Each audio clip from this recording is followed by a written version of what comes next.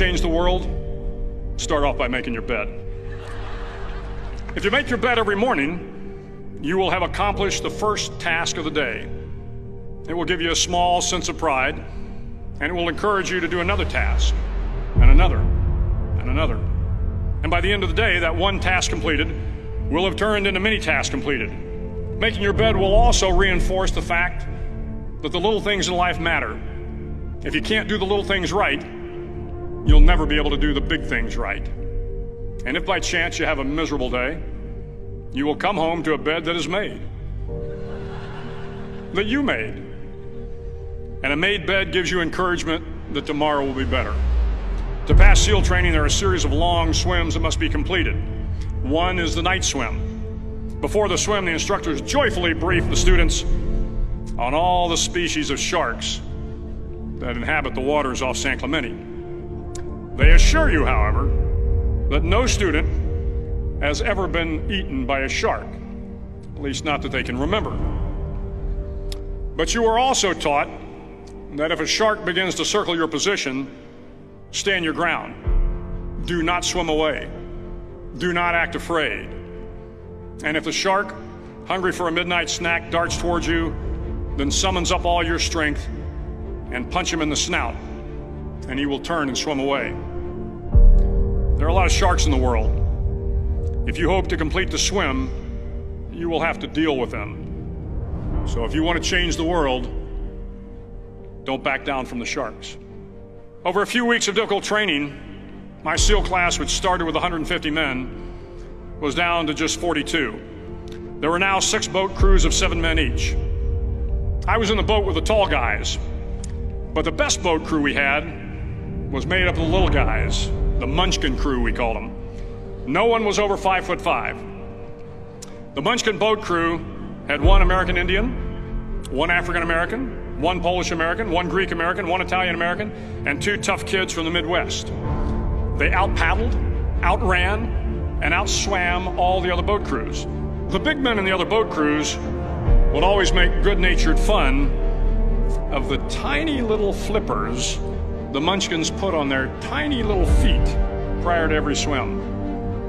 But somehow these little guys from every corner of the nation and the world always had the last laugh, swimming faster than everyone and reaching the shore long before the rest of us. SEAL training was a great equalizer. Nothing mattered but your will to succeed, not your color, not your ethnic background, not your education, not your social status. If you want to change the world, measure a person by the size of their heart, not by the size of their flippers. The 9th week of training is referred to as Hell Week.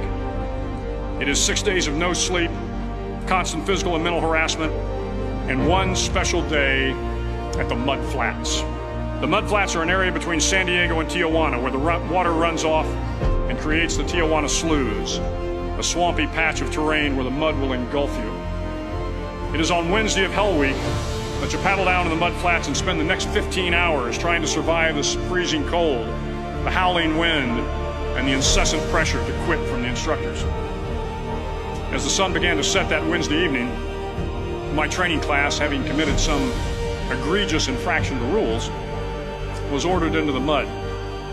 The mud consumed each man till there was nothing visible but our heads. The instructors told us we could leave the mud if only 5 men would quit.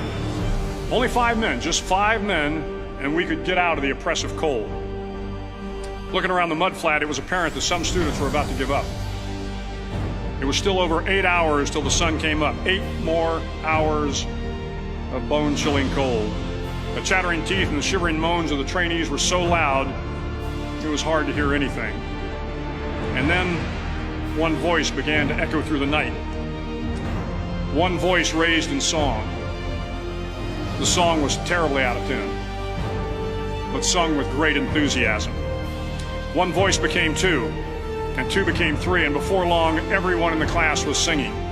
The instructors threatened us with more time in the mud if we kept up the singing, but the singing persisted, and somehow the mud seemed a little warmer, and the wind a little tamer, and the dawn not so far away.